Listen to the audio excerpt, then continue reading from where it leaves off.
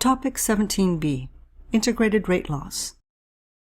Up to this point, we have learned about rate equations and how we can determine the rate of a reaction.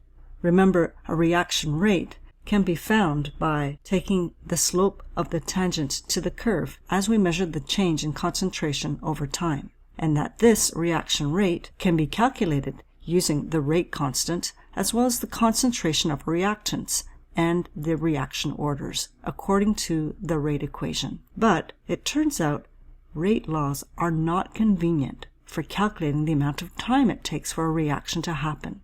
We don't have time conveniently represented in this empirical rate equation. So instead, we need to find an equation that talks about the reaction where time is a variable in the equation. In other words, we need to know what the equation would be for this curve that describes how the concentration of A changes as a function of time. For this purpose, we have to turn to integrated rate laws. These are equations that are actually derived from empirical rate equations.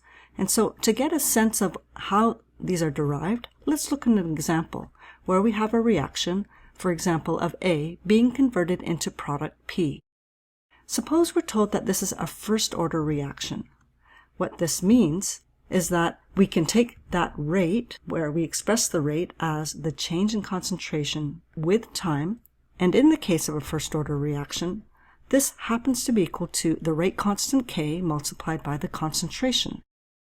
In order to convert this empirical rate equation into an integrated rate equation, we have to go through the process of integration, like we've done for many other parts of this course. So as always, the first step in an integration of this equation is to isolate the variables so that all the concentrations of A are on one side of the equation and all time variables are on the other side of the equation. So now we've rearranged terms so that the concentration of A is now the denominator on the left-hand side of the equation. And now we're in a position where we can integrate on both sides of the equation. So we put our integration signs with our limits of initial concentration of A and concentration of A at time t, as well as 0 and time t for the time variable. In order to solve this integral, we do what we've always done, which is to look up the formulas for these particular integrals.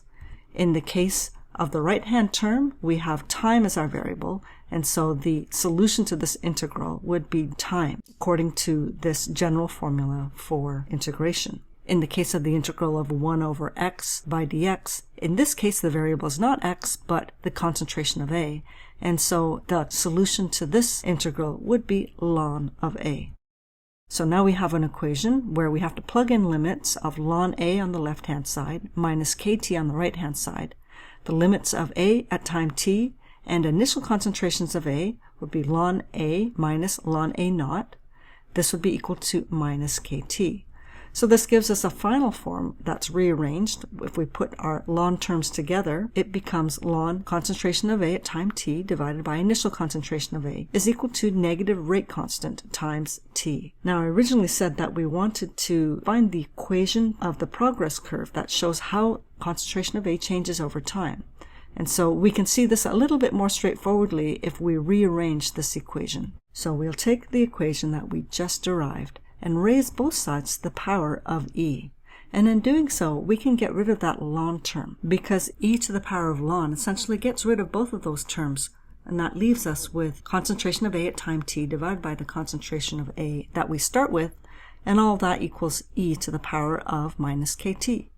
If we move that initial concentration of A to the right-hand side of this equation, this now gives us an equation that describes how the concentration of A changes with time, and this depends on both the rate constant as well as the amount of A that we started out with in the beginning of the reaction. Now, in the case of integrated rate laws, it turns out that each type of reaction will have a different integrated rate law.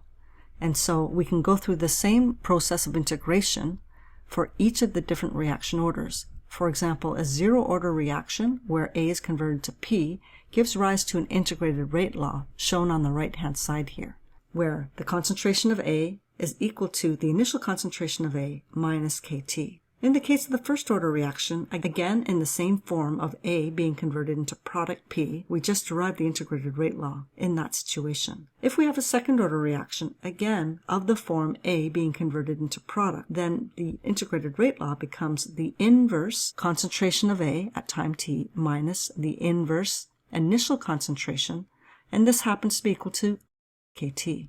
Things get a little bit more complicated if there's another reagent in the balanced chemical equation. So, for example, A plus P being converted into P gives rise to an integrated rate law that depends on the natural logarithm of this ratio of ratios, where we have the concentration of B at time t divided by initial concentration of B, and then the same ratio for A. Now, all of this is equal to the difference in the initial concentrations of the two reactants, all multiplied by kT.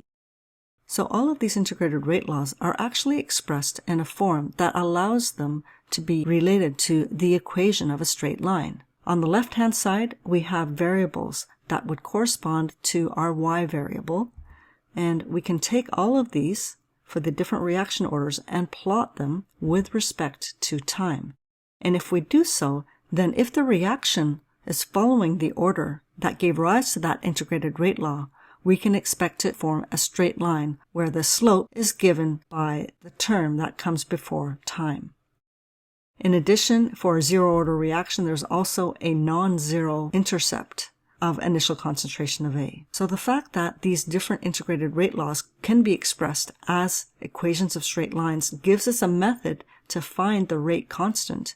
One of the things that the integrated rate law allows us to do is to find the rate constant K by a method known as the graphical method. If we have a reaction that is first order, we can do a little bit of a mathematical manipulation where we take that negative sign, put it on the other side, and then bring it into the exponent. So that flips the ratio. So now instead of A over A naught, we'll have A naught over A. This allows us to obtain a plot with a slope that would be positive. And so now we're plotting the natural logarithm of the ratio of the initial concentration of A divided by concentration of A at time t at a range of time points, and it should give a straight line where the slope of that line is equal to the rate constant K. We can also use integrated rate laws to find the reaction order. And again, this is done by a graphical method where we evaluate the order starting from the lowest possible order, which would be the zero-order reaction. So here's the integrated rate law for a zero-order reaction, and this tells us that we should plot the concentration of A at each time point. So at various points in time, we record the concentration of A, and we evaluate, does it fit a straight line? In this example, we are showing that it does fit a straight line, and therefore this would be a zero-order reaction. On the other hand, if it didn't give rise to a linear relationship, then we would have to say that this is not a zero-order reaction, and so this means we have to evaluate for the next possible order, which is first order. Again, this is the linear form of the integrated rate law for a first-order reaction. Now we're plotting the initial concentration of A divided by concentration of A at time t, and we want to see, does it form a straight line? In this example, again, we see a linear relationship between the ln of the ratio as a function of time, and so we can conclude that this would be a first-order reaction. We may not get this relationship, though, in which case we may get data that looks more like this, and in this case, it tells us it's not a linear relationship. Therefore, it's not first order. We must now evaluate to see if it's a second-order reaction. To test for the second-order reaction, again, we take the linear form of the integrated rate law, and now we are plotting the inverse initial concentration of A minus the inverse concentration of A at time t at various time points. Again, we are looking to see whether or not it will form a straight line. If it does, then we can conclude that it is second order with respect to reactant A. If we don't see a straight line, then it tells us something more complicated is happening. And for us in this course, we don't need to worry about that. We're not going to encounter more complicated situations than the second-order rate equation. At this point, we have a few different equations that we can use to talk about reaction kinetics. And so we want to be able to determine which equation we should be using in which situation. As always, it does depend on the type of data that's provided to us. If we have a situation where we're given a list of concentrations taken at various time points, then this is a situation where we would be using an integrated rate equation, since it also has a variable of time. On the other hand, if we're given a list of concentrations and reaction rates instead of time, then this is a signal that we should be using log method and isolation method in order to find rate constants and reaction orders. In addition, the type of information that's requested in the question is also important for determining which type of equation we should use. For example, if you want to know how long the reaction will take, then it's asking about time, and the only equations that we have with the variable of time are integrated rate equations, and so that's what we would use. Based on the information covered in this section, you should be able to derive an integrated rate equation given information about the balanced chemical equation and the reaction order. You should also be able to use graphical method to find the rate constant as well as the reaction order. In addition, you will be using the integrated rate equation to find things like reaction times or the amount of the reactant after a reaction has been allowed to proceed for a given amount of time.